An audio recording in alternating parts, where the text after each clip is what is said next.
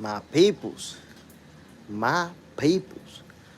Welcome to another episode of Boxing for Breakfast, where you get your healthy dosage of sweet science early in the morning, my peoples. Happy Friday, man. It's a beautiful day.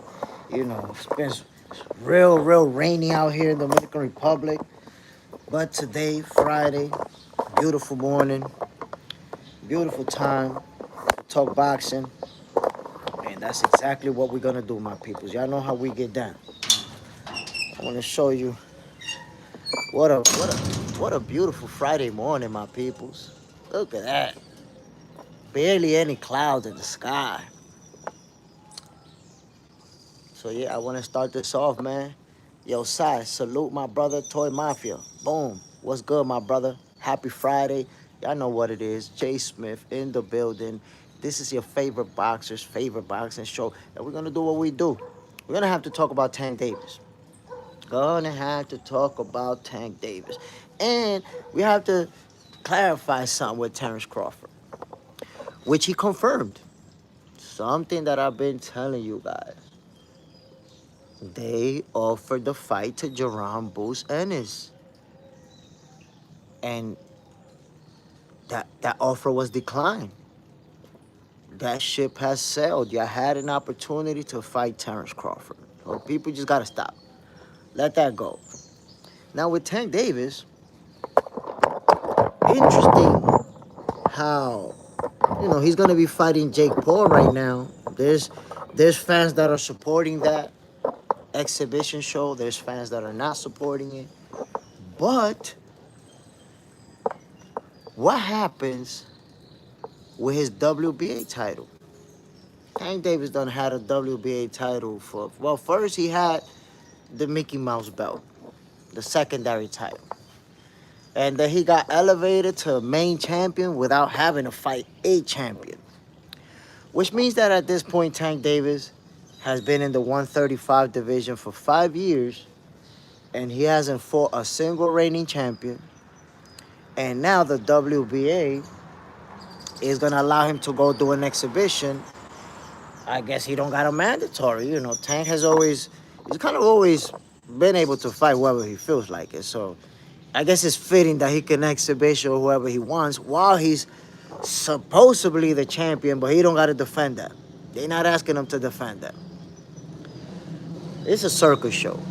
The WBA is a circus show. And you know what? I know that Dana White and Turkey Al Sheikh, they're going to leverage that. They're going to leverage the actions of some of these sanctioning bodies to say, look, they're not doing what they're supposed to do. Zuffa boxing and TKO boxing and what we're doing over here, this is going to be legit. Because I tell you what, that's the one thing about, for example, Dana White's UFC. You know who's the champion. There's no misunderstanding. There's no confusion. This is the champion. This is the guy. But in boxing, we have that problem. And I'm going to tell you what. The four sanctioning bodies, I don't think there needs to be just one. There's been four for a long time, and that gives us the opportunity to unify titles, the opportunity for someone to become undisputed. I don't have a problem with there being four sanctioning bodies. My problem is that some of these sanctioning bodies, it seems like you could see what's obvious. Some fighters, they grab a title and they gotta defend right away against a bit and against a monster. But then some fighters grab a title and they could sit around and fight whoever they want and do whatever they want and nothing happens. We've seen fighters grab a title and get stripped right after because they didn't defend against who they wanted them to defend. And then we see champions who they don't gotta defend, who they just do whatever they want. So, number one, I think sanctioning bodies should all have very similar rules as far as defending your title versus the top guys in the division. Um, I don't know. I don't understand how I wish I could have, you know, a guest join us on the show. Maybe we could make that happen in the future. Somebody from one of the sanctioning bodies, and they can explain to us how these decisions are made. Because sometimes, look, I wish I could speak with someone from the WBA, so I could understand. Tank became the secondary champion when he beat Gamboa, and he held that Mickey Mouse belt for years. I think 2, 3 years before they finally elevated him to main champion. But why did he get elevated and not put in a position where he'll have to fight somebody else for that main title? So I don't like that. I don't like the fact that you could grab a secondary title by not having to fight a champion, and then you can stick it out and wait till you just get elevated. Because when Tank had the secondary title, at the same time, other guys were champions in the division. Devin Haney was a champion. Teofimo was a champion. Shakur's a champion. But he had the secondary belt. And the funny thing about that secondary title, to my understanding, they don't mandate guys to fight nobody. When you're the secondary title holder for the WBA, that's like basically you're the first in line to fight for the title. But Tank Davis never wanted to fight for the title. He never wanted to fight the champions. So, since he didn't have no mandatories, he could just fight whoever he want. He could just fight whoever he want. That's why he wasn't even interested in the main title. People didn't catch on to that. You guys didn't catch on to that. But Tank Davis was never really interested in the main WBO title. They basically just elevated him. But he didn't want that. Because when you got the main title, then you get mandated to fight, the top contenders. He never got mandated. So now that he has been elevated to main WBA champion, they still not mandated him to fight nobody. Had that been somebody else that said, nah, I'm not gonna do this rematch. I'm gonna go do an exhibition. They would have got stripped. They would have got stripped. And I'm gonna remind you guys, you see, that's why it's good to have that good memory on you. Remember when the WBA said that they didn't care about turning the decision over with Tank Davis and Lamar Roach? They didn't care about that. They're just gonna mandate the rematch. What happened with the rematch? No rematch. You're not mandating Tank Davis to fight Lamar Roach, who he fought to a draw with, who he was gifted a draw with. Jazz Funk 22. Yes, Tank don't want no 50-50 smoke. He made that clear. He made that clear for us. But if he don't want to make those fights, then he should not be a champion in the division. How you're a champion in the division and you don't want to fight? You should be stripped. So what it looks like to me is that the WBA doesn't want to strip him, because if he comes back to fight, it's going to be a big money fight and they're going to make a lot of money with their sanctioning fees. So they're like, nah, we need to keep him on as champion. We don't care if he don't want to fight. If he want to do exhibitions, we need to keep him on as champion. Why would you keep somebody as champion that's not defending? Not only that, this is why I say that sometimes a sanctioning body could be running their whole thing like a circus show. Tank Davis first moved to the 135 division in 2020. That was 5 years ago, my peoples. 5 years ago that he got to 135 division.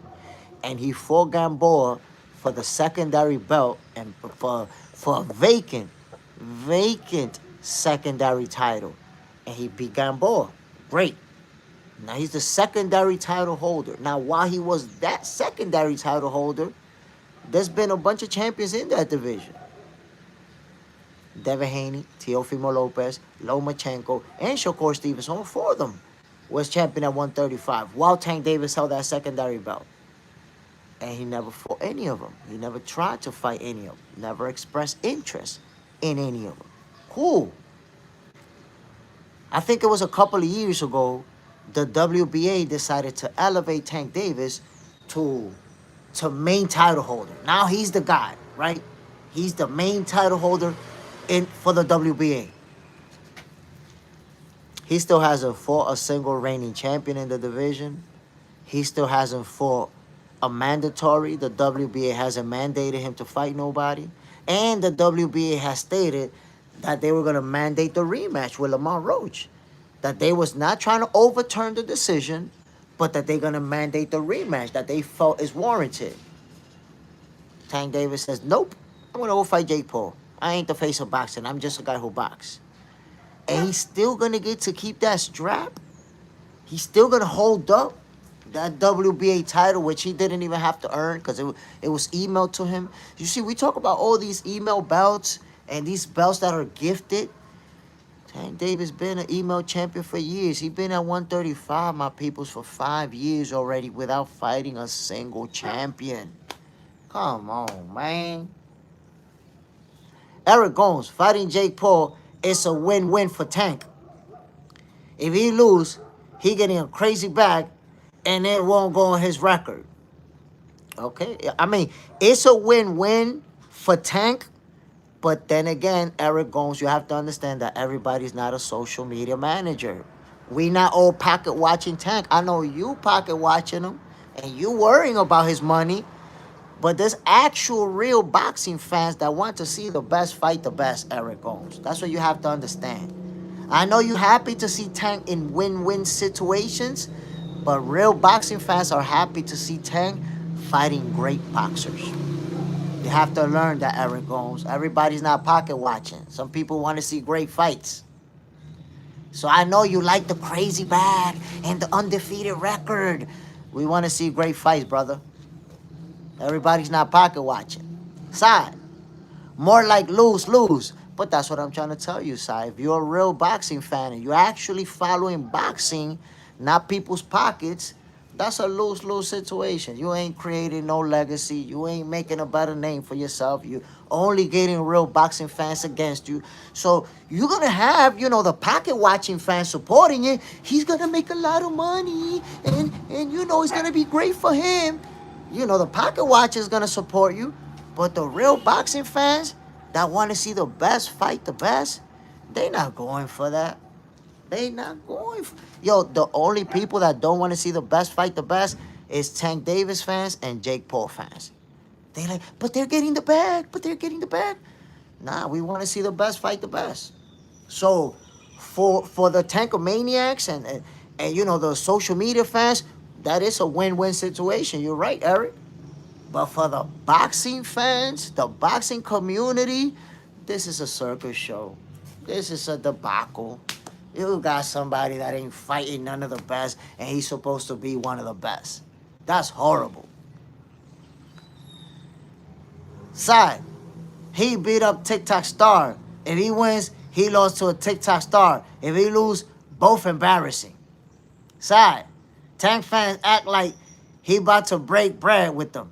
Bro, that's what I've been trying to tell y'all.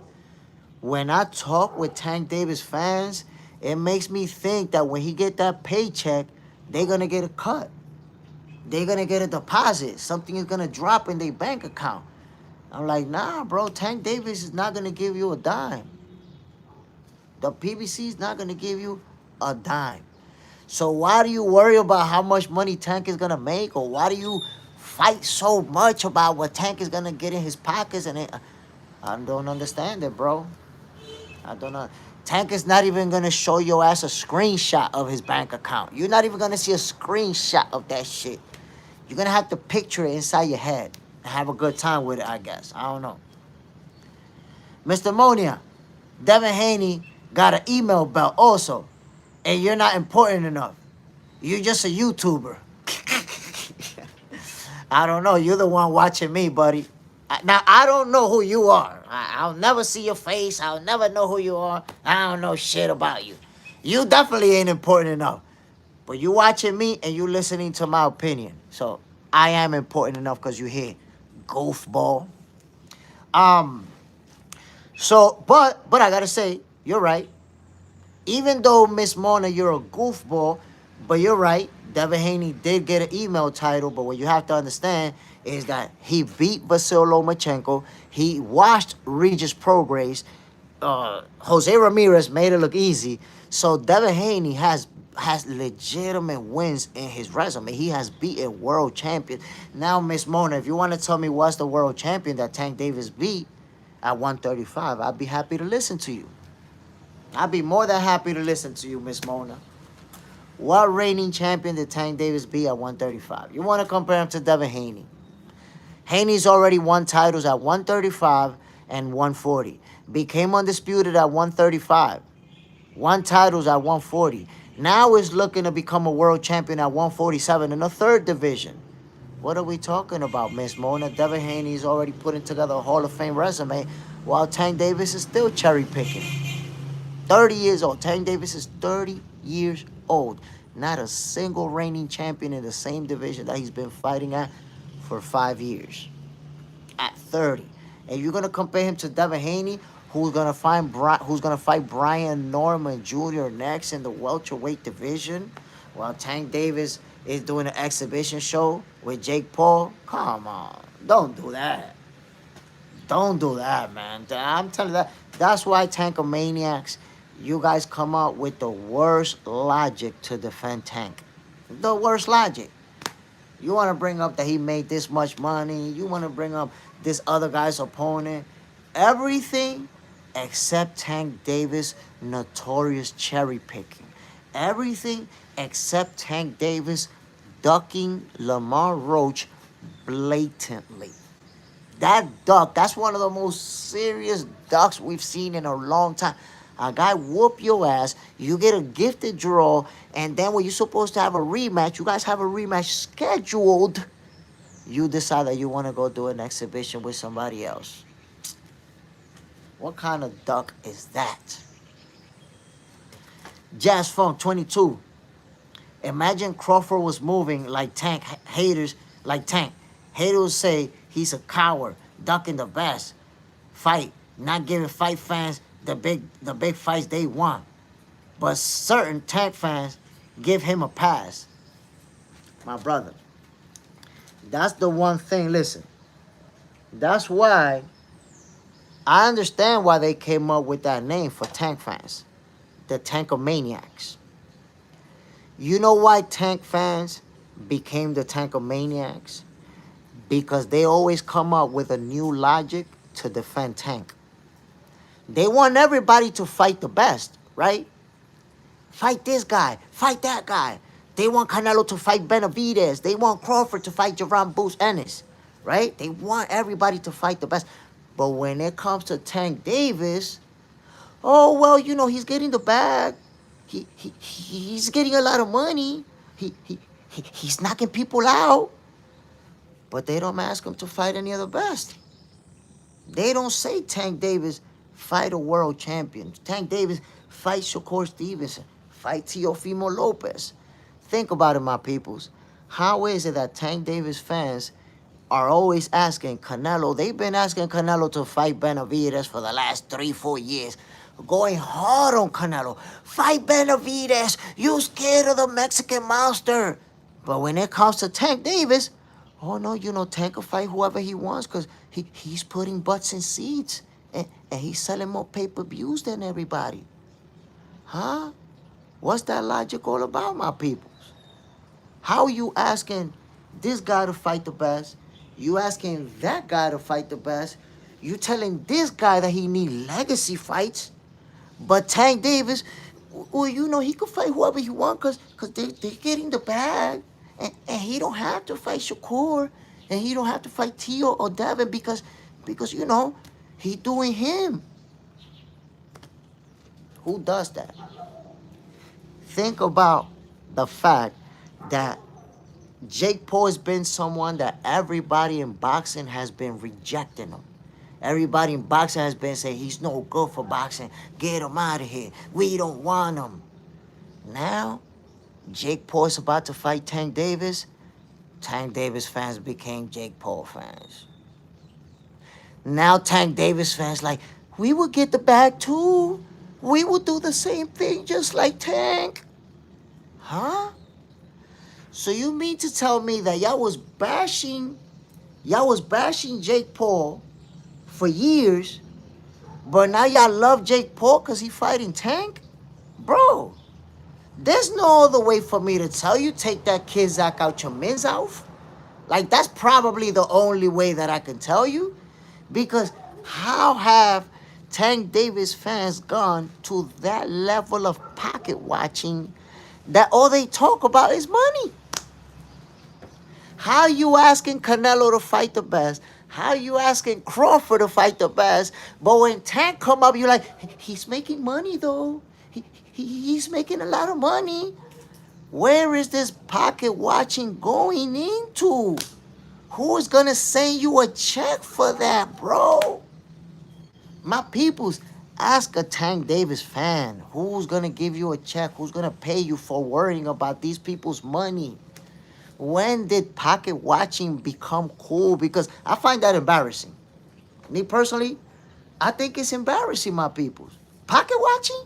Me talking about another man's money? He got more money. Look at Eric Gomes talking about Tank is outselling Butt and Canelo. Yeah, think about that. Butt and Canelo are both millionaires. Eric Gomes is not a millionaire. I'm not a millionaire. But Eric Gomes is talking about this millionaire got more money than this millionaire. The goofballery. Eric Gomes, you're embarrassing yourself, bro. You are embarrassing yourself. When people talk about the best, fighting the best, and you try to talk about money, you're embarrassing yourself. That's what Tank Davis fans don't understand. You embarrass yourself. You're not seen as a boxing fan. You're seen as a tankomaniac who's just focusing on how you can put up a good argument to defend Tank's honor. That's all you want to do, defend Tank's honor. You don't care about boxing. You don't care about the people that's out there trying to be great, trying to win the titles, trying to make history, trying to create a legacy. You don't care about none of that. You care about Tank put butts in seats and Tank making a lot of money. You're embarrassing yourself, bro. Don't do that to yourself. Or go to YouTube channels where they don't know shit about boxing and feed them that stuff, man. But that's embarrassing. He's making a lot more money than everybody. He's not gonna send you no money. Why you arguing about his money, bro? Why would you argue about somebody's money? That is embarrassing. Pocket watching is embarrassing. Don't do it to yourself like that. He got money though. He's making money. Like, look at yourself in the mirror when you say that shit, so you can see how your face look. Look in the mirror and say that shit. Tank Davis got a lot of money and he's outselling everybody. Say that shit, so you can look at yourself and see how you sound saying it. Side, outselling? What the F are you talking about? His manager? I'm telling you, tankomaniacs. Side, boxing fans have sunk to a new low. Oh, but let me correct you on that. Correct you on that side. It's not boxing fans. It's tankomaniacs. Boxing fans is still talking about boxing. Boxing fans is still talking about the best fighting the best. They want to see Shakur and Teofimo Lopez. They want to see Abdullah Mason, Floyd Scofield. It's the tankomaniacs that's out here talking about, Tank is making more money though. And he's selling more pay-per-views. It's only the tankomaniacs, bro. Not boxing fans. Jazz Funk, Tank fans pocket watching like a percentage of the bag will be delivered into the Tank fans account. And that's what I be trying to tell you. Like, bro, Tank Davis is not even gonna send you a screenshot of his bank account. It's like they fantasizing about how much money he makes. And I guess inside their head, they're also buying Ferraris with Tank and buying mansions. And Eric Gomes has probably got a Tank iced out chain inside his mind. Like, oh my God, my Tank chain is gonna come with this payday. I don't know how y'all be thinking. Hey! Psh, whoop your ass.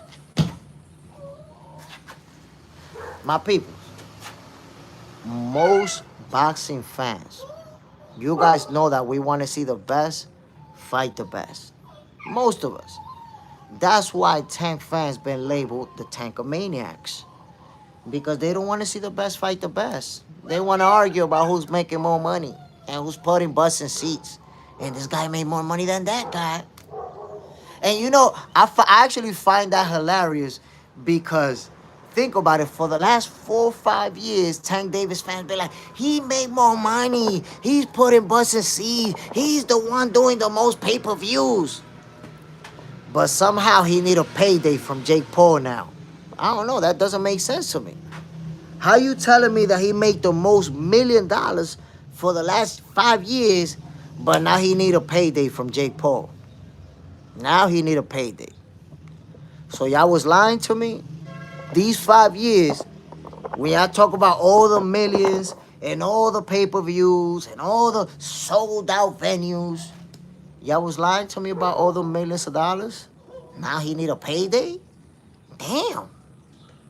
Based on what y'all was telling me, Tank got $50 million in the bank right now. He got $100 million. I don't know how many millions he got. Based on what y'all was telling me the last 5 years.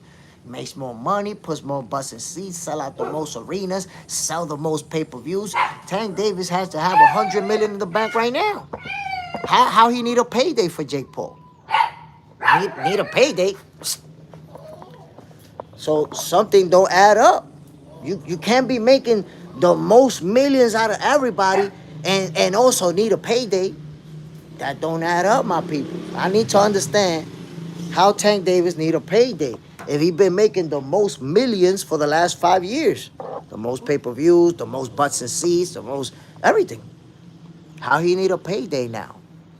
That don't add up. To me, if anything, he should be the guy who doesn't need a payday because he's been making the most money out of everybody for so much time. But we have to dissect it. We have to see what is all this money that now it seems to not be there because Tank need a payday. What happened? The most millionaire, the most everything. I don't understand it. Damn, I'm gonna whoop this dog's behind, baby. Keep going, keep going. I'm gonna beat your ass. My peoples, we have to support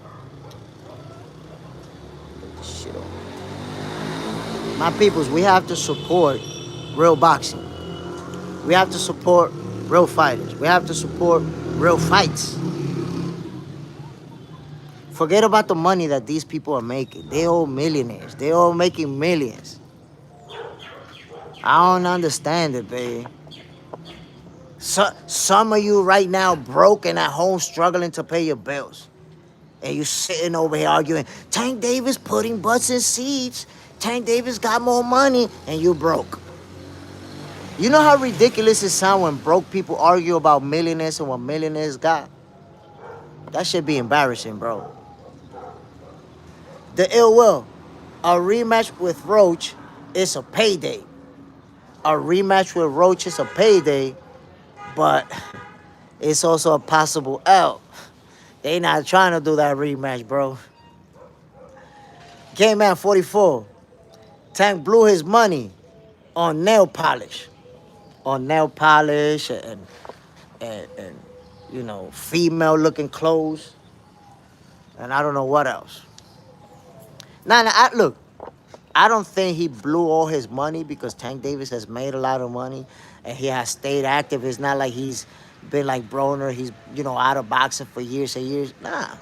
Oh, don't forget, K-Man, don't forget the purses. Yeah, Tank got his little purse collection. You know what? Honestly, I'm going to keep it 100 with y'all. At times, I thought it's crossed my mind that Tank may actually be gay and in the closet. That actually crossed my mind. I don't think I've heard nobody say it straight up. I'm saying it straight up.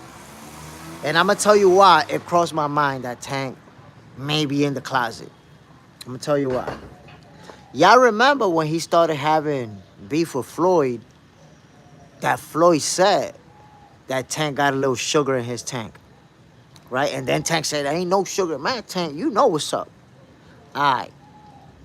But you seen all them videos that's on social media with Tank doing the little moving his hips and slapping his hips. That looks pretty feminine. And then the video where he's with in underwear, shaking his hips in underwear and shit, and smiling with guys, with putting that little funny face. So Tank has had moments that made me wonder: is this dude in the closet? And I'm not trolling my people. I'm not trolling or nothing like that. I'm being honest with y'all. You know, at times I've wondered, yo, is Tank in the closet or something? Because I'm going to tell you something, my peoples. Y'all know I'm the human algorithm. I analyze a lot of shit. Before I say something, I don't just say it. Now, I say I think Tank might be because, honestly, I'm not sure. But I suspected it. And I'm going to give you an example of why I suspected it. I've met, during my lifetime, multiple men who were in the closet, and to avoid being ousted as gay, they got married. They got married, had kids, and everything. So I'm going to tell you something about gay folks who want to stay in the closet. Number one, obviously, they're going to do everything for people to not know about it. So I'm going to give you an example of one person that I know, who used to be in the closet. I want you to listen to this carefully, my peoples. This dude got married, right? And had 3 kids. 3 kids with his wife. When his kids was already teenagers, homeboy started sleeping with a gay guy while he was still with his wife. He would sneak out the house and go see his guy, his boyfriend. The guy he already had a boyfriend on the low. Remember, this a married man with 3 kids sneaking off. Then he brought the gay guy to his own house and let the wife think that was his best friend. Like, yo, yeah, this is my best friend right here. This is my guy. So the wife, she was mad happy because she was like, damn, instead of this dude going out and hanging out and drinking and possibly cheating on me with women, he bringing his boy to the crib so they could watch baseball games and drink some beer. That's great. That's perfect. Yo, this dude's wife will go to sleep and he will be sleeping with his boyfriend in his living room while the wife was sleeping. Imagine that shit. Now, why am I telling you this story? Because when the wife figured out that something was going on, this dude transformed on his wife, turned into a monster.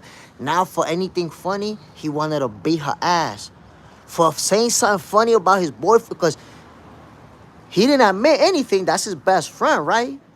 But if she said anything funny, like, yo, what the fuck is that dude in my house? Get that dude out of my house. He will flip on her. Like, yo, that's my friend. Don't talk to my friend like that. It's my house. Fuck you. Like, so that's when she started noticing, like, damn, this dude really is close with this man. What's going on?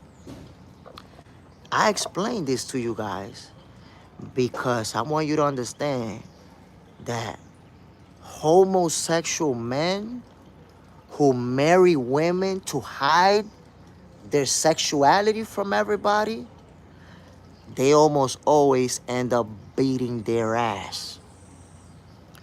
Why? Because they don't want to be with you. They only with you to have this image that I mess with women, but they don't want to be with you. So they get angry and beat your ass. This dude who I told y'all the story about, he wanted to be with his boyfriend, though his wife is always nagging him, he wanted to beat her ass. So eventually they got a divorce, and now that's it. The dude, he's never come out the closet, but he still be messing around with men. He never went back to getting with women. He don't mess with women. Everybody know what's going on now. So I tell you that story to say that I've known personally multiple men who are gay, who are in the closet. So what they do, they get with women. Because then when somebody say, oh, he's gay, everybody around him is going to say, no, he's not gay. He got a woman. He got a girlfriend. He can't be gay. Or he got kids. He can't be gay. No, he's with somebody. He messing with somebody. He can't. That's cap. In the closet, gay folks get with women all the time just so that people say, look, he's not gay. He got a girl. Happens all the time. So it makes me wonder, Tank Davis, with all them little, all the little dance moves that he be doing and the slapping his hips and the little smiley faces he be putting on men. It makes me wonder.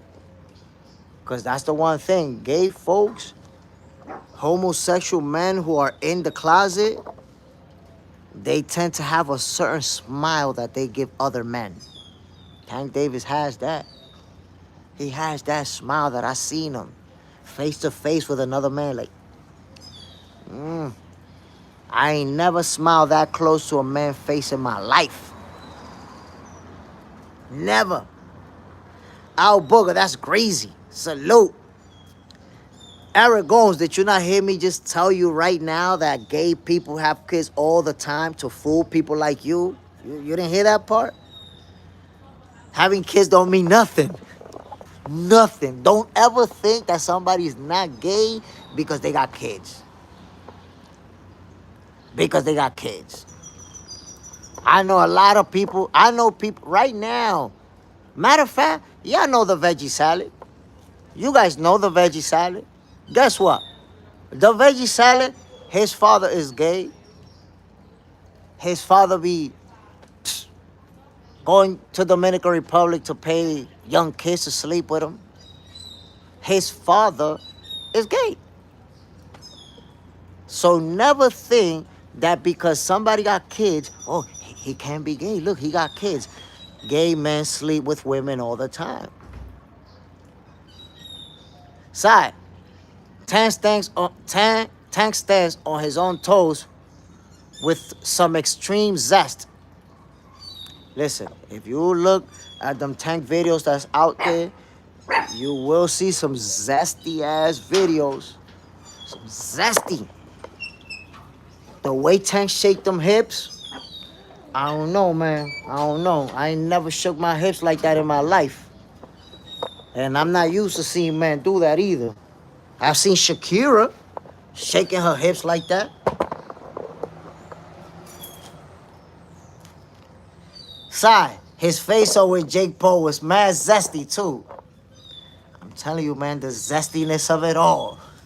K-Man, J. Smith, you're another Sherlock Holmes. I forgot about Floyd making that statement about Tank and Tank dancing and dancing like a girl. K-Man, listen, with enough time, you're gonna see why I'm the human algorithm. I'm always putting stuff together. Some shit that somebody said 4 years ago, I'ma add it up with something they said 2 days ago, and I'm gonna be like, you see he said that shit? And look what he's saying now? Bam! Look at the puzzle right there, I told y'all. I put it together. Floyd Mayweather himself say, yo, he got sugar in his tank. And you seen them dance moves. You seen him smiling with a dude before, like, looking at him up and down. So all I'm saying is, the average masculine man does not play like that. We joke, we laugh, all that. But the average masculine man is not shaking their hips like a woman. None of you ever slapped your hips in your whole life. Jazz Funk 22, in your whole life, you never slapped your hips like that. You never done it. And you're never gonna do it. Never gonna do it. So, it could be, some type of sense of humor that we don't get. But at the end of the day, that zestiness, something we never gonna understand. He gonna understand it. But if you see a certain level of femininity, and then you got Floyd Mayweather talk about he always has sugar in his tank, it make you wonder. It make you wonder what's going on, my peoples. What's all this? What's all this sugary stuff going on? Jazz Funk 22, hell no. I told you, bro. I told you, you ain't gonna see no masculine man slapping their hips. What kind of shit is that? K-Man, and he was at Diddy's parties. Now look, as far as Diddy's parties, I'ma say, I think that there were a lot of people at Diddy's parties who wasn't actually participating in the freak-offs. And there was a lot of people in the parties who wasn't even inside the house, because I saw a girl who was a model who said that she was invited to a party, and it's basically like two different groups. It's like the real high level celebrities who actually get to go in the house and in the rooms and whatever they doing. And then there's the people who's invited to the party who they don't even get to go in the house. There are different areas set up in the front or the side, and with tables and mini bar and all that stuff. And some people don't even get to step inside the house. They don't even get to see what's going on inside the house. So, the fact that someone went to a Diddy party doesn't necessarily mean that they participated in anything.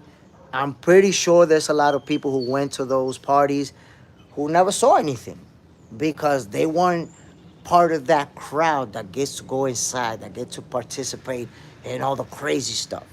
Y'all the ones that get to sit on the outside and you see people going in and out. You know there's something going on in there, but you don't know what it is. Side, Tank most used emoji, the nails. Al Booger, maybe. Eric Gomes, he's a boxer and puts his life on the line constantly. He's more of a man than most in the comments. I don't know, Eric Gomes. I know that you want to fight for Tank Davis, but it is what it is. You're not going to be able to change the perception of Tank Davis when he out there dancing like a little girl and avoiding rematches with the guy who put the baits on him to fight exhibitions. You can have your perception, but you're going to be on a lonely island. Jazz Phone 22, rather go to a two-pack gangster party. Woo, damn. Ain't nothing but a gangster party.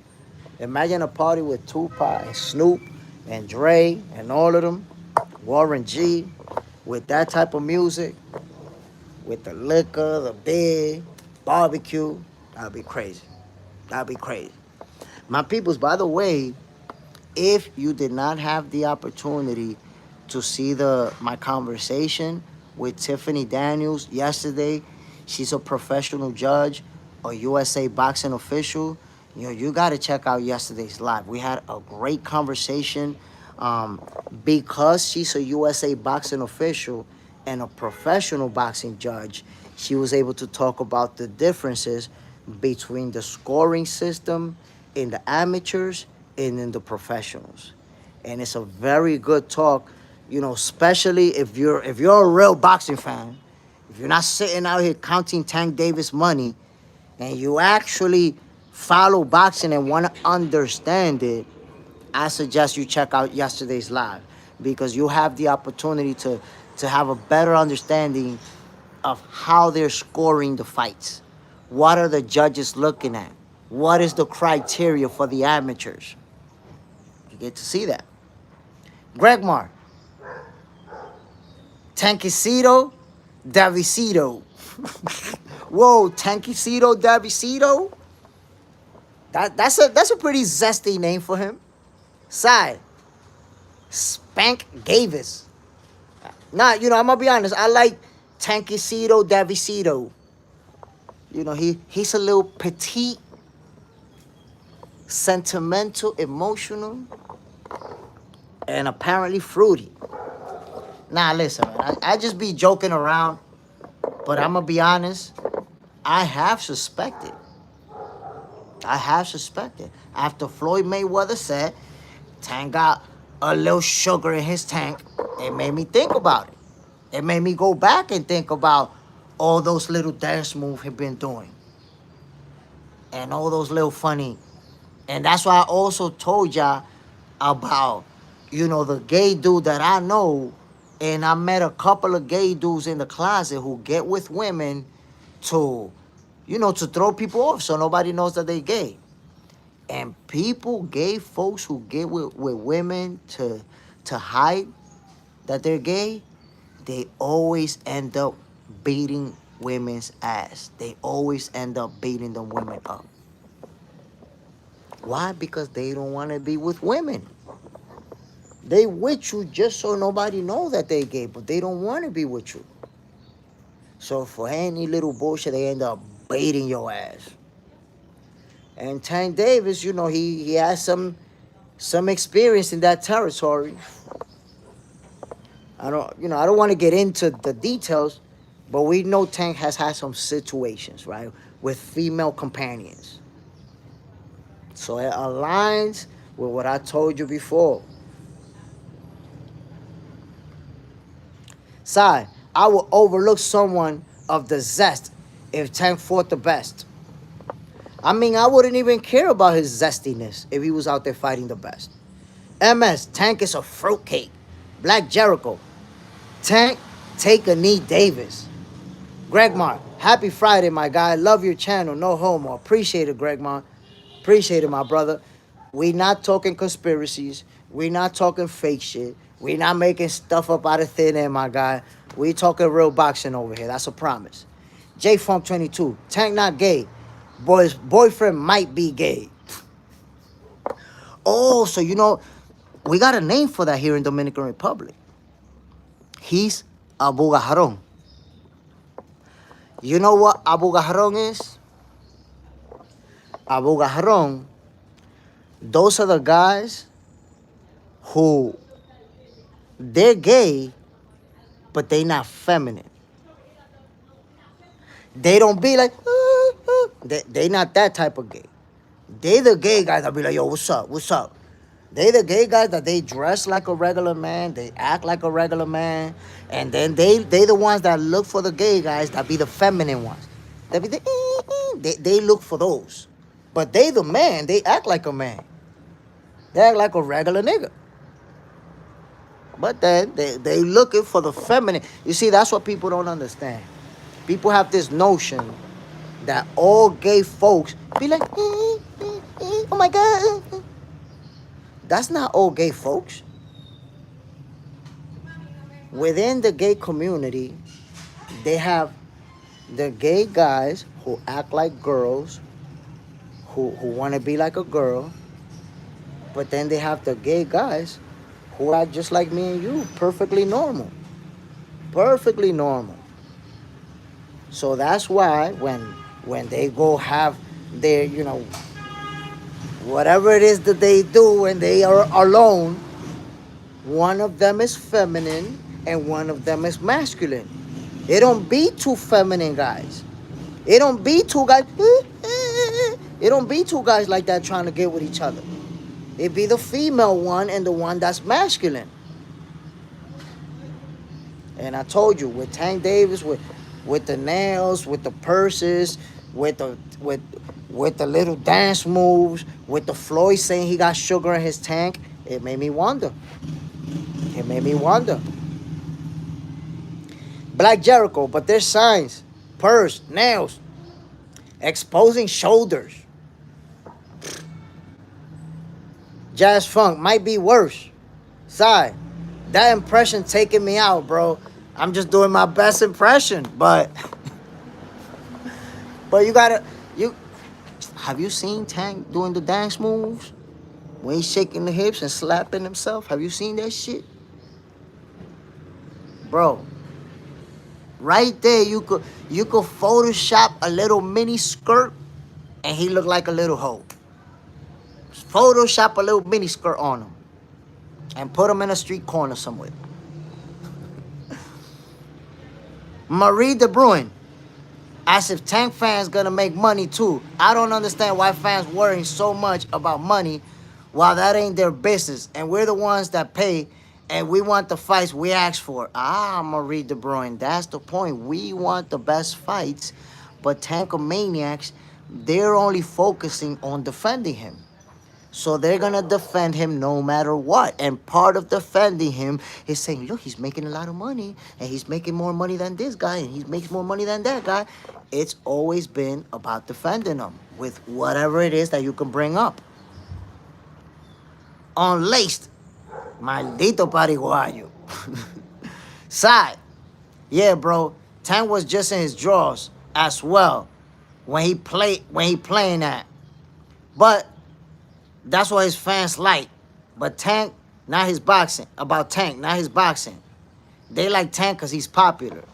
No, look, they like Tank for two reasons. Number one, he's popular, and number two, he knocks people out. They don't care who he knocks out. It's kind of like people who don't really follow baseball, but they love watching the home runs. So they'll watch the home run derby, or they'll watch the highlights of when people hitting home runs, but they're not gonna watch a whole baseball game. They don't watch baseballs, right? So Tank Davis fans are like that. They love the knockout, but they not really watching boxing like that. You know, they trying to find out how much money he's gonna take. What's his next payday gonna be like? That's really what they focusing on. The popularity, how much money he made, he knocking people out. Jazz Funk, rather watch Shakira. I mean, you know, if we watching Shakira, at least we watching somebody that's shaking their hips reasonably. It's reasonable, logical for Shakira to shake her hips. Tank Davis, not so much. I don't think outside of Tank Davis fans, I don't think nobody out there want to see Tank Davis shaking his hips. I know he got his fans that like everything he does. Respectfully, I don't ever want to see Tank Davis shaking his ass, shaking his hips, smiling in another man's face. Like, I don't want to see none of that shit. None of it. I don't want to see Tank Davis's purse collections. I don't want to see him wearing his purse. I don't like none of his purses. And I don't like no man's purse. Gotta understand that. And look, if you disagree with me, I'm cool with that. I'm cool with it. But you gotta understand, my peoples, I'm 47 years old. At my age, you're not gonna convince me to wear a purse, and you're not gonna convince me to accept another man wearing no purse. Period. You can't do that. You can't convince me. You're not gonna look. And anybody that's my age or older than me, you on the same boat. Y'all niggas ain't trying to wear no purse. Ain't nobody gonna make you wear no purse. You ain't nobody gonna make you wear no dress. Ain't nobody gonna make you shake your hips and post videos slapping your hips.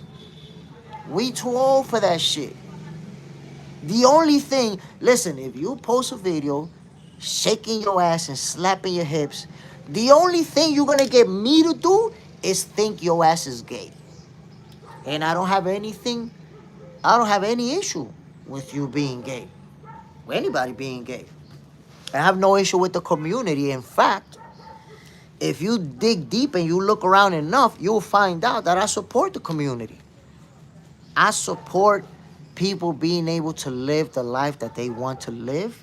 I support people being able to get into relationships with whoever makes them happy. I support that 100%.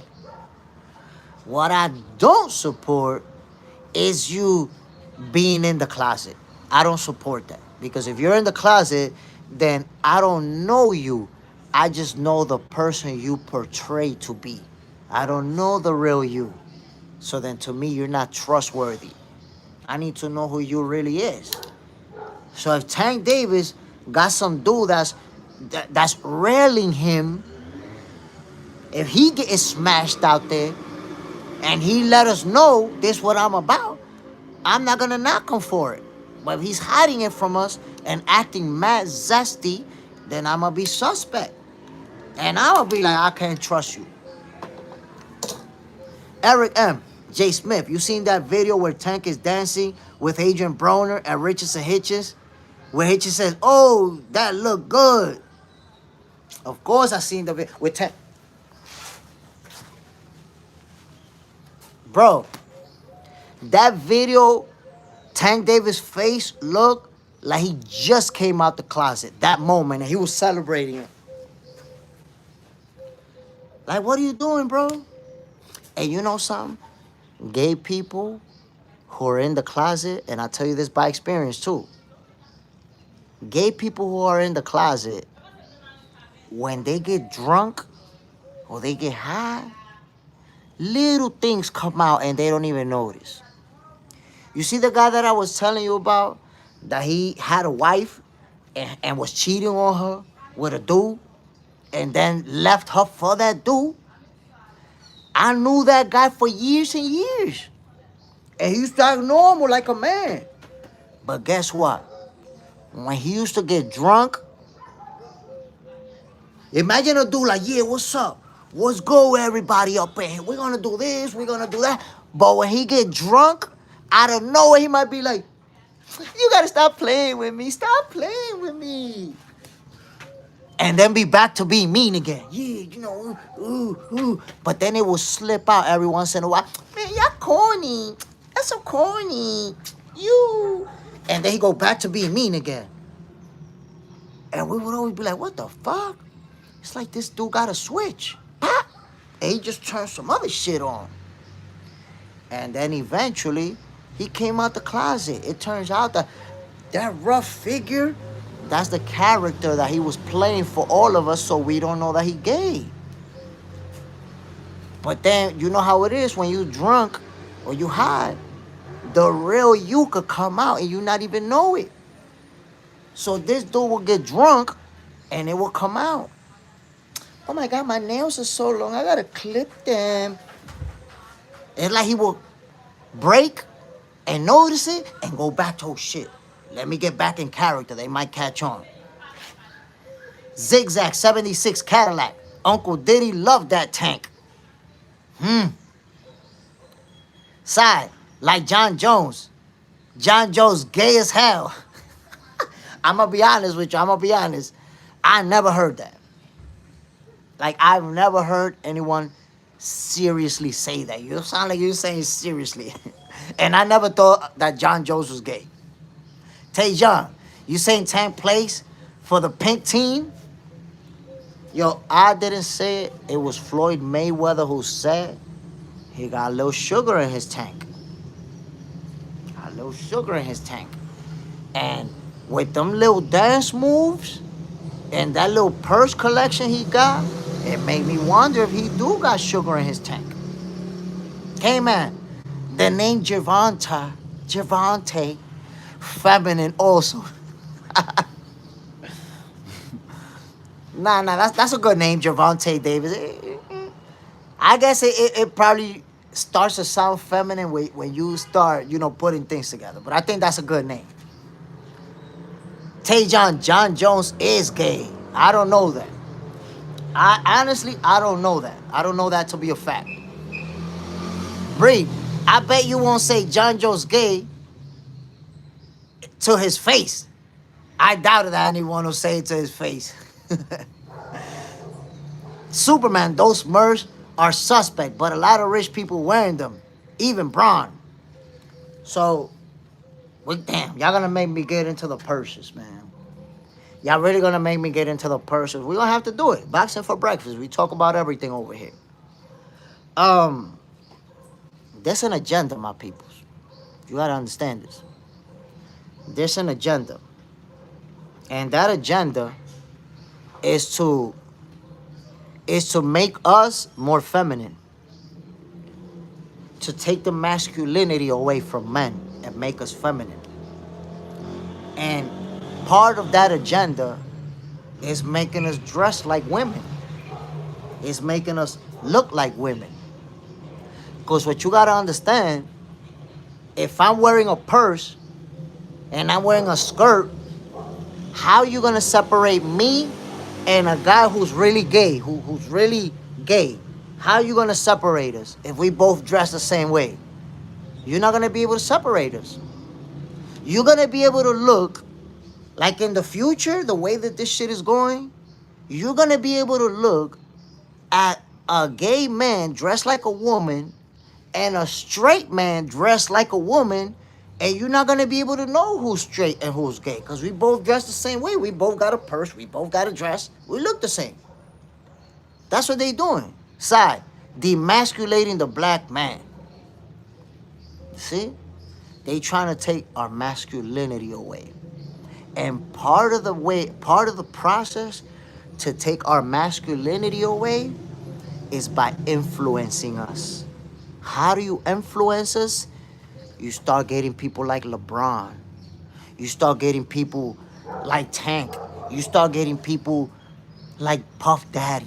You start getting people, high profile people, to convince the new generation coming up that wearing a purse is cool, that painting your nails is cool, that dressing like a woman, that's cool.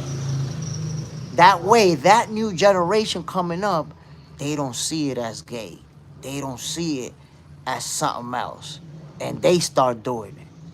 And before you know it, I don't know if in 20, 30 years, men is going to be just like women. That's it. It's going to be men and women. Everybody's going to dress the same. That's what they trying to accomplish, or that's what it looks like. Greg Marr, look like he got a lot of super in his tank. Get it? Mr. Sugar in his tank. A lot of sugar. Look, I didn't make that up. Floyd Mayweather said that he got a little sugar in his tank. And all I'm saying is, when I see the dance moves, the little smiles, the shoulder moves, the slapping of the hips, it makes me feel like he might have sugar in his tank. Black Jericho, like Dwayne Wade's son, Ghostface Killer's son, Magic's son. You see? How is it that all these guys, all these famous guys, extremely successful guys, end up with these trans kids? End up with these kids who they believe that they're women now. And they want to be women and seen as women and accepted as women. And that's actually quite common amongst these celebrities. And I'm going to tell you what. There's one who hasn't come out yet, but I believe in time we're going to find out. You know who? LeBron James' son. Not Bronny, the other one. I could be wrong.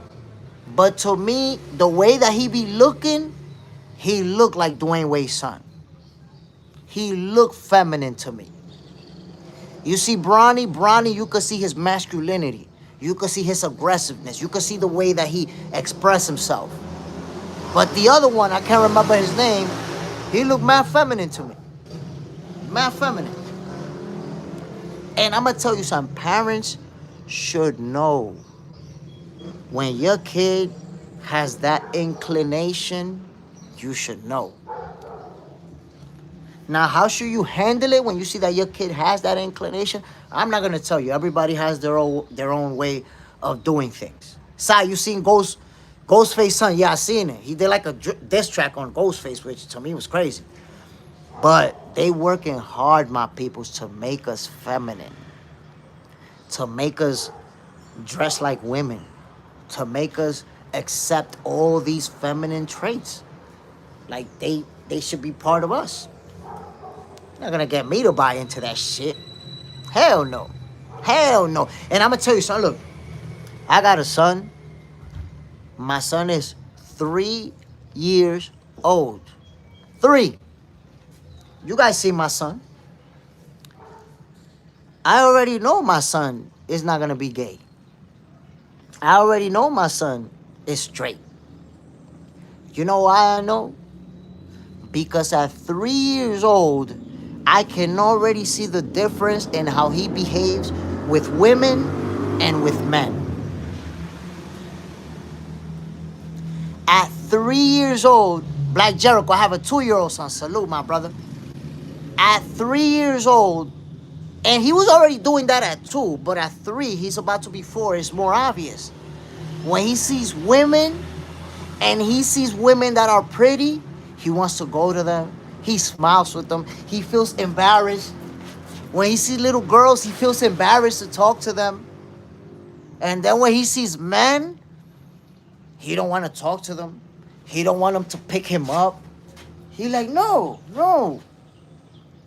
So even at this age of 4 years old, where he don't have any concept of sexuality, he's automatically more attracted to females than he is to males. 3 years old. If he sees a woman, a total stranger in the streets, and she's like pretty, he's smiling, he wants to give her a hug. That's all the time, wherever we go. Females call his attention in a way that he smiles. And men call his attention in a way that he wants to. Guys be like, yo, your son is mad cute, let me pick him up. And he's like, He don't want it. He doesn't show the same interaction, the same interest to interact with men that he does with women. There you have it. You can see if something is different in a kid from when they're very young. You can see it. It's just that sometimes people are on denial about it. They don't want to believe it. They don't want to accept it. Black Jericho, facts, same J. Smith. Jazz Funk, Tank had a Barbie doll. Probably, I wouldn't be surprised. Y'all talking about Bud holding hands with Turkey. So Bud wasn't holding hand with Turkey. Turkey actually held his hand, and that's something traditional. You see, you're taking something traditional. Okay, RJ, you fighting too hard for Tank Davis' honor. You need a timeout. You need like 24 hours so you could just shut the hell up about defending Tank Davis so hard. You spend too much time trying to defend Tank Davis. And look, now you want to point out Crawford holding hands. Take a 24-hour break and just listen to us. And take Tank Davis Kizak out your mouth. Breed, bro, I believe you. You're so right. I seen it by both of my boys. Now I'm 46 and about to be a grandfather. Thank you, God. And Breed, look at that. You're 46, I'm 47. There's 1 year difference between me and you. That means that we've seen the world change slowly in front of us. And we've seen the way that they trying to make men feminine. They trying to feminize us. They trying to take away our masculinity. Tajon, Bud ain't no flamboy, RJ. Greg Hackett Boxing TV, GHB TV. What's up, gang? Salute, my brother. Appreciate you dropping in. Yo, Greg, come on. We got to link up, brother. We and you got to talk boxing. I got shit that I need to talk with you about. Side, GBH TV, Greg Hackett up in here, in the building. Black Jericho, your kids are always watching you. That is a fact. Your kids watch you. By the time they're 3 years old, they're listening to you. They're understanding what you're saying, what you're doing, everything. We influence what our kids are going to do.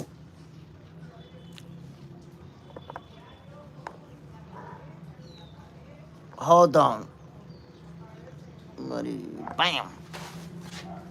Breed, 90s, think of the change, bro. Black Jericho, Tank like flowers and purses for gifts. So here's what I want you guys to consider. Here's what I want you guys to consider. For us, right?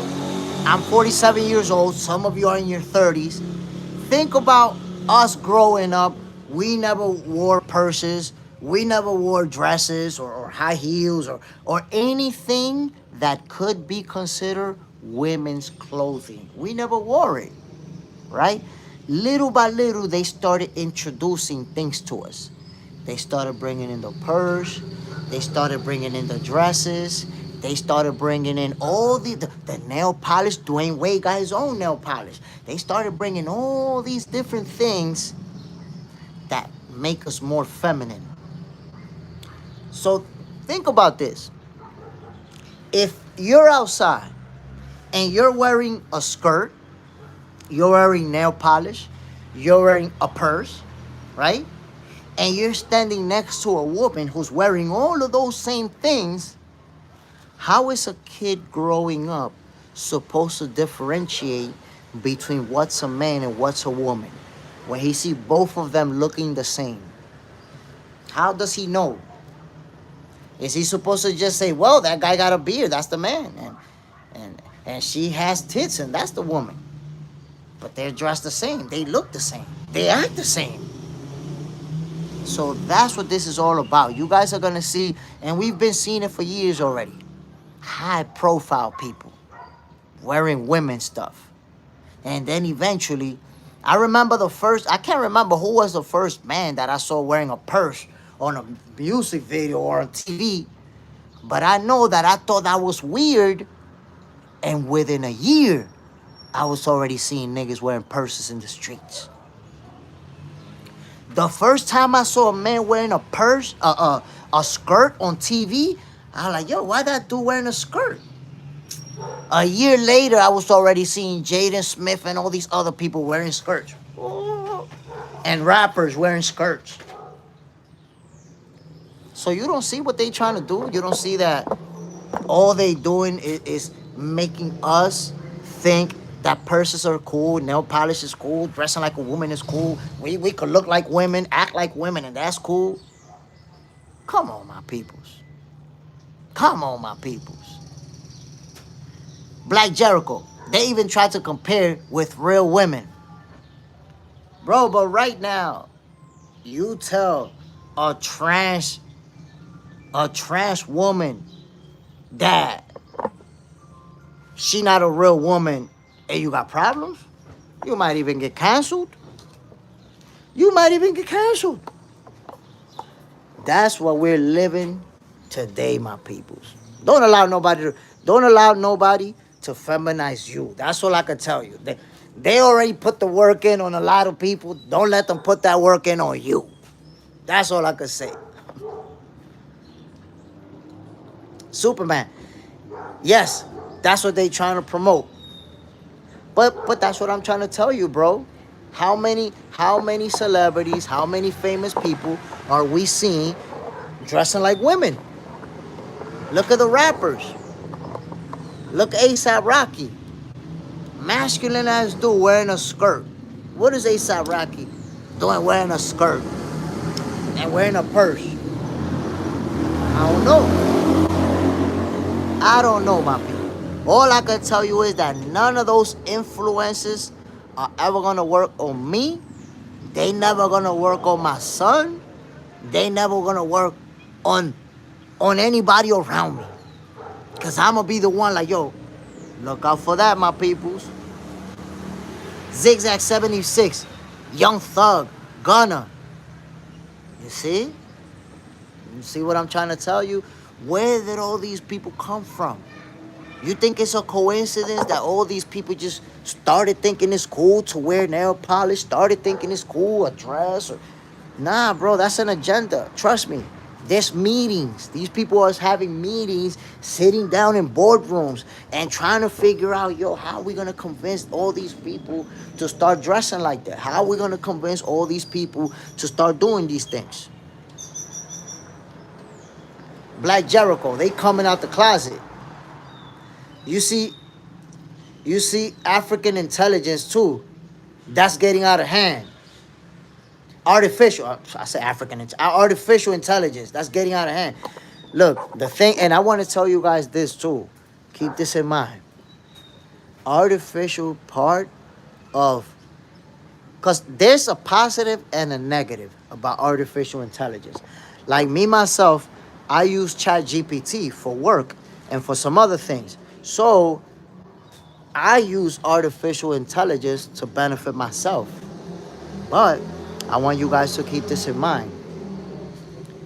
One of the negative things about artificial intelligence is that a lot of people are using it to create fake news, to create fake narratives.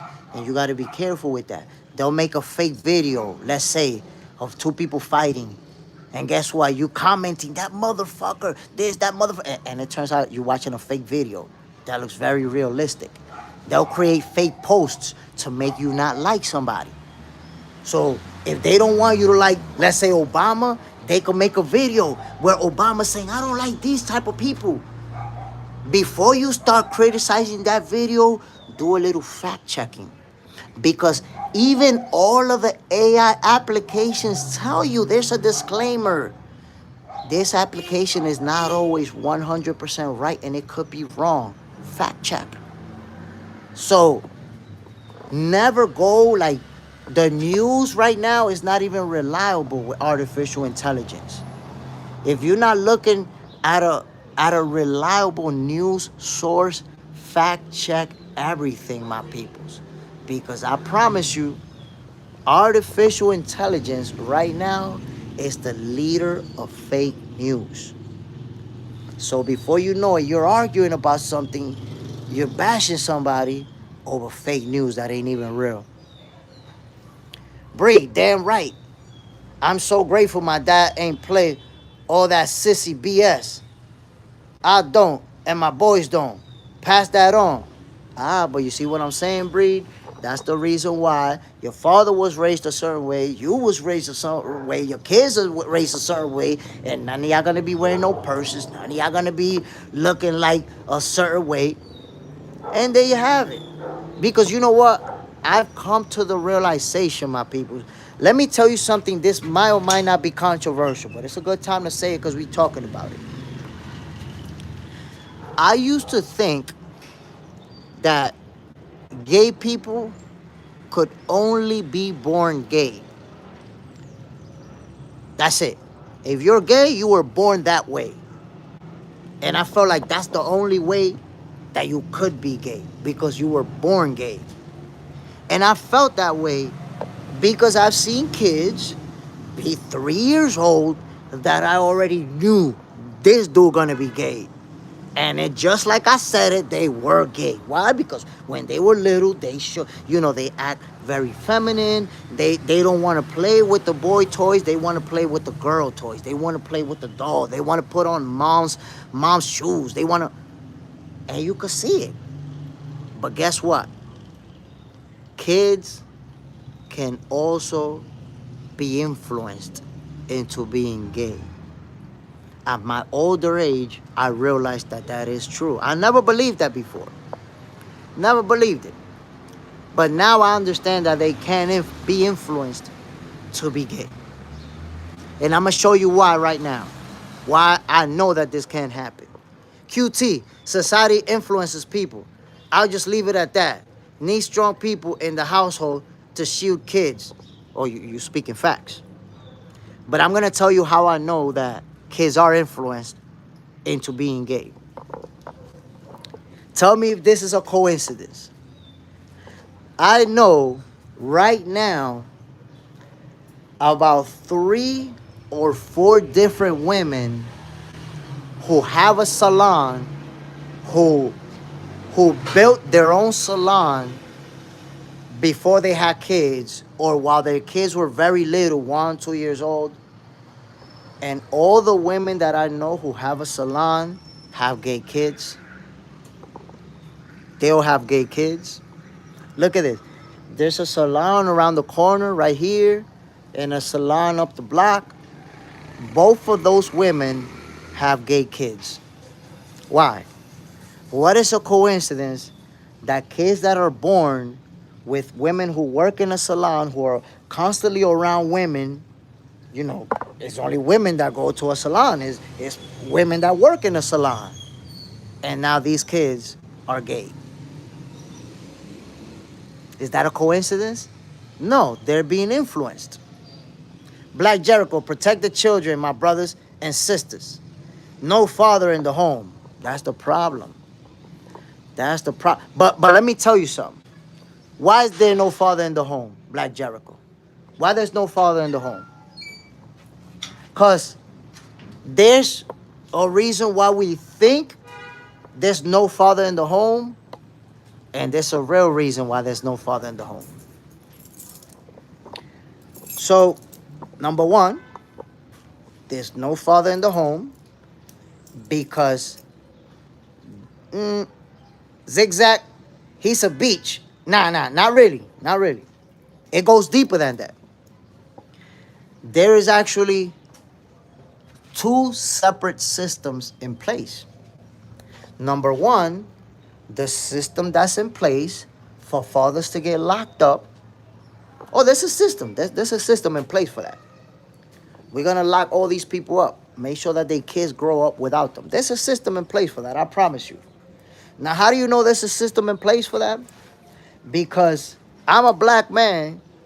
If you're white, me and you could be somewhere doing the exact same thing. I end up throwing a bottle at somebody and I missed because there was a fight and I'm going to jail. And I might have to spend 6 months in jail. But you, if you happen to be white, you also threw that bottle over there. And guess what? Your Jewish lawyer got you out without having to serve a single day in jail. So now, while you're back home and your life is back to normal because you only spent one night in jail, I get to spend 6 months in jail. My wife is cheating on me. My wife is going to leave me. My kids hate me because I didn't make it to the graduation. And now my whole life is out of order because I went to jail. But you didn't go to jail, so your life is good. So there's a system in place to put us in jail, to get us away from our kids. There's also a system in place to teach black women, you gotta be a strong, independent black woman. There's a system in place for that. Check this out, Black Jericho. They brainwash our women. They brainwash our women to think that being independent, black, that's a flex. They think that's a flex. That's why kids growing up without a father, because they brainwashing the women to think that growing up alone, independent black woman, is a flex. But I want you guys to think about this. Watch this. Because there's more behind it than what we understand. You're never gonna see a white woman say that she's a strong, independent white woman. You're never gonna hear that. You know why? Because white women from small are taught about family. White women are taught about the importance of family. So while black women is trying to be strong and independent and I don't need nobody, white women is focused on family. So you know what that means, my people, and why we have to change and our women have to change too? What that means is that right now, you don't have to go by what I say. If you know me, you know I never cap. But if you don't know me, look it up. Right now, over 70% of adult white women are married. Less than 30% of adult black women are married. You see the difference? They getting married. They looking for somebody to build a family with. But black women, it's like, I don't need no man. I'm independent, strong black women. That's a brainwashing that they did that. They putting us in jail and teaching our women to be strong, independent black women. So you separate the household. Now you bringing up kids that are coming up without a father. Now they go into crime or they go into prostitution because they didn't have that father figure. Why? Because they grew up with mom dukes telling them, we don't need no man. Man ain't shit. It's a system in place for all of that, my peoples. That's all I could tell you. It's a system in place. Chastity, counterpunch reaction. White lesbian women are behind the feminist movement, and a lot of white women are the first ones to take their husband to court and become independent white women. Chastity, but this is what you gotta understand. They might take their men to court and become an independent black woman, an independent white woman, but that means she was married, honey. That means she's going to be entitled to half of that. That means that she's going to be straight. Her life is going to be good.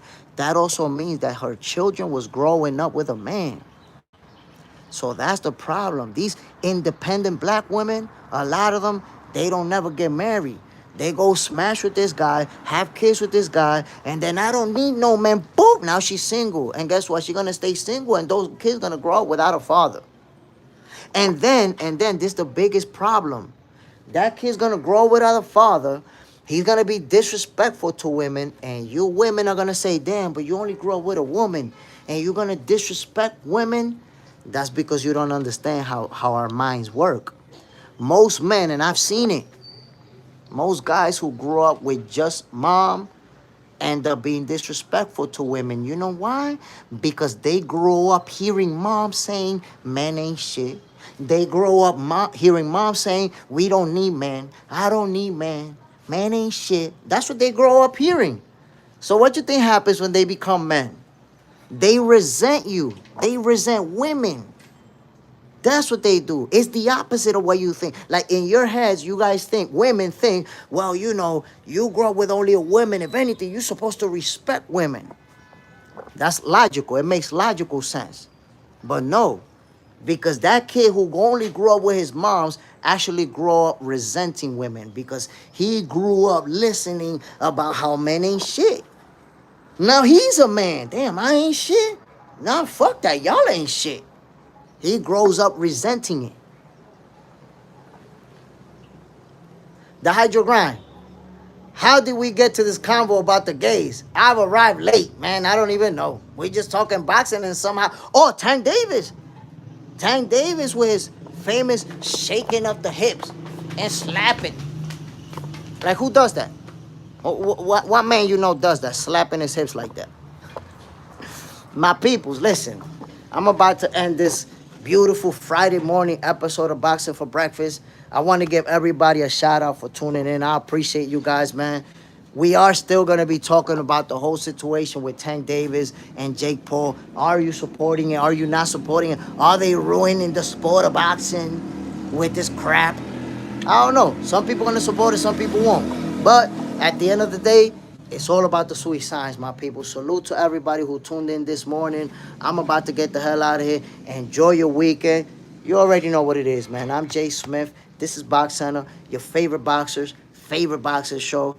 Another episode of Boxing for Breakfast, guys. I hope you enjoyed it. Getting the hell out of here. I'll see you tomorrow. Peace. Oh, wait. I almost left without telling you guys. Stay tuned. Keep your eyes open for Box Center because I'm gonna be going live again today. It's a little surprise that I got for you guys. I don't want to tell you what it is, but stay tuned, my peoples. And again, shout out to everybody who tuned in this morning, man. Black Jericho, JJ Sendejas, the Ill Will, Superman. Who else tuned in this morning, man? Everybody. The Hydro Grind was in the building. Black Jericho, Chassis T, salute Chassis T. Bam. Y'all already know it, my peoples. I'm getting the hell out of here, man. Peace.